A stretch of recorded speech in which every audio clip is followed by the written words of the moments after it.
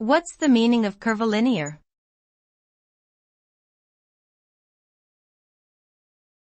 Curvilinear.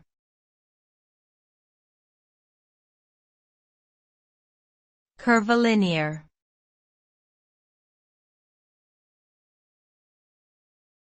Curvilinear.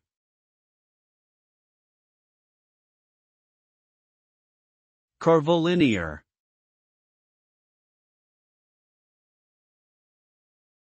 Curvilinear refers to something that follows a curved or non-linear path. It can be used to describe both physical objects and mathematical functions. When an object is curvilinear, it means that it has a shape that is not straight or angular, but instead has rounded or flowing contours.